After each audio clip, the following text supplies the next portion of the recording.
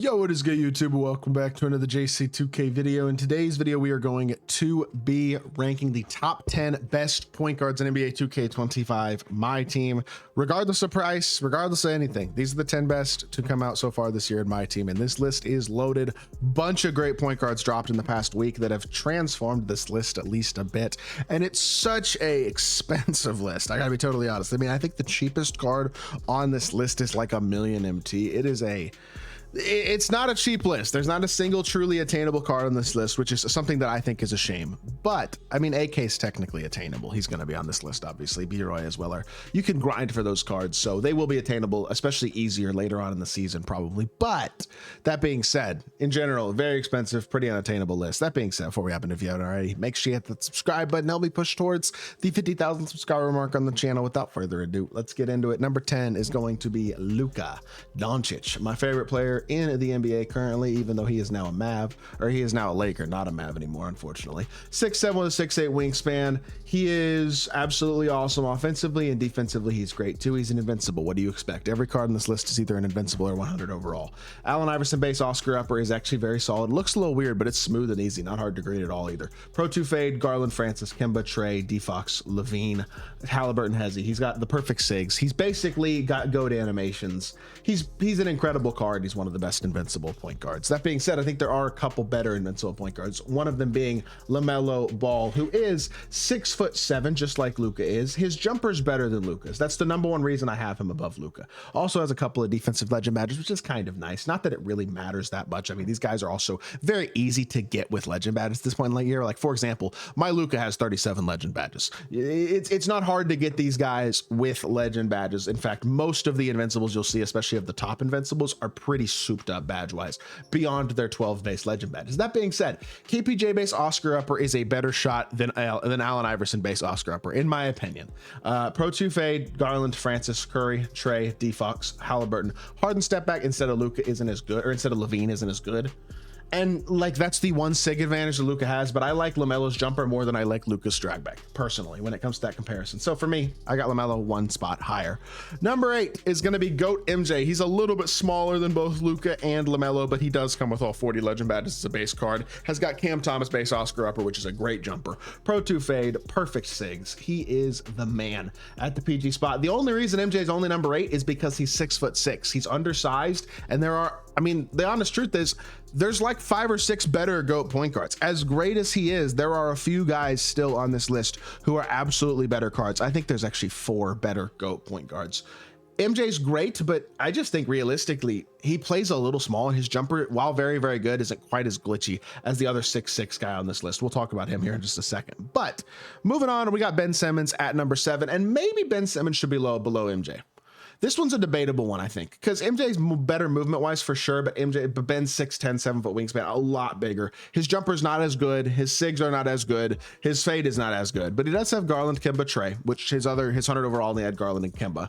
And I do think he's probably better defensively just because he's bigger. I mean, he's going to be more switchable defensively for sure. He's going to be incredible in terms of some of the defensive like recovery animations and things that he gets compared to MJ.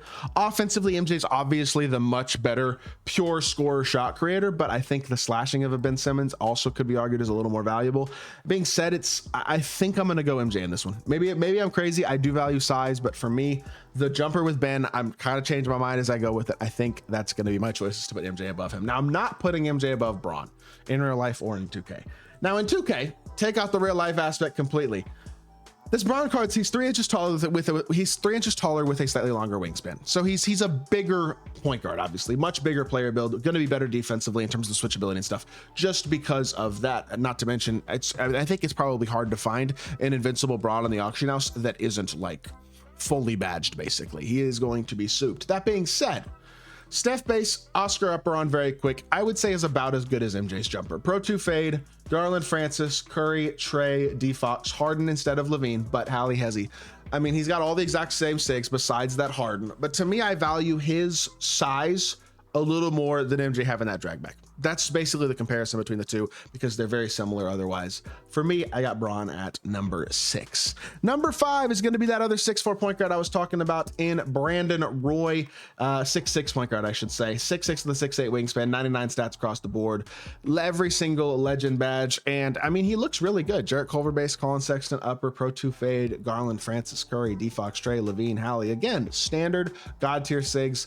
The thing that I like about him more than MJ is Sexton upper. It makes his Pro 2 better. It makes his jumper faster. That's it. That's really the one differentiating factor for me between B-Roy and MJ, but that's why B-Roy's 2 spots higher. And at this point in the game, when cards are as close together as they are, I don't think that's unreasonable to say at all. Number 4 and number 3 are basically the same card, so I'm going to include them at the same time. Penny Hardaway and Dr. J. When I made my top 5 cards at each position last week, I think I had Dr. J and B-Roy before Penny, which was like screwy. And I also think I had LeBron above both of these, above these guys. I changed my mind. I decided to put Dr. J, Penny, and B-Roy above LeBron. I think I did have LeBron above them initially, so I think you could make that argument. Again, it's very close, and it changes a lot. But the thing about Dr. J and Penny is they have the exact same animations. Dr. J just has an afro that makes him look a little taller, but they're all 6'11", or they're both 6'7", with a 6'11" wingspan, 99 stats, all legend badges, and the exact same animation. Steph base, Sexton upper, on very quick with Pro 2 fade, Garland, Francis, Curry, Trey, Fox, Levine, Hallie. Same exact SIGs in terms of those key important animations. He is, I mean, they're the exact same card, and they're both 2 of the best in my team, period. Absolutely incredible cards. I think they have to go back to back. I take Dr. J over Penny because of Dr. J having that better player build. Moving on to the number 2 spot on this list, Andre Kirilenko. He's a better Braun, 6'9". He has the drag back the Braun doesn't have. His jumper might even be slightly better. Matt Ryan base Oscar upper, I think, could absolutely be argued as a little bit better. Debatable, honestly, but he's got the Levine step back that Braun doesn't have. He's got the 99 everything and the base legends across the board that Braun also doesn't have. And I just think he's an absolutely incredible card. I'd love to get him. I don't think I ever will. Realistically, I'll probably, if I do wind up grinding for a GOAT player this season, I'll probably grind for one who winds up being better than AK is. But to me, at least, I think it's totally reasonable to have him at the number 2 spot. That being said, number 1 still, despite not even being a GOAT card, despite having Harden step back instead of Levine, it is Nikola Jokic, and it is Nikola Jokic because he is 6'11" with a 7'3" wingspan. That is why he is the number 1 point guard in the game. He is SIGs wise as perfect as everybody else. He's got a great jumper. He's got Pro 2 fade. He's got everything except for the Harden step back instead of the Levine step back, but he's got all the other SIGs. He is as perfect as everyone else is at the point guard position. Absolutely incredible card.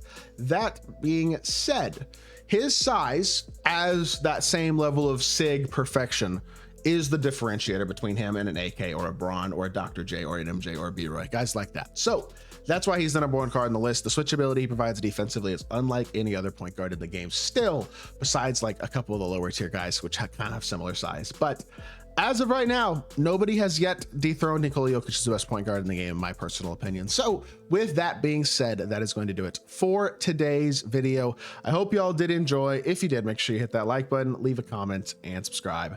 I'll be back with more 2K content very, very soon, and I appreciate y'all. Peace.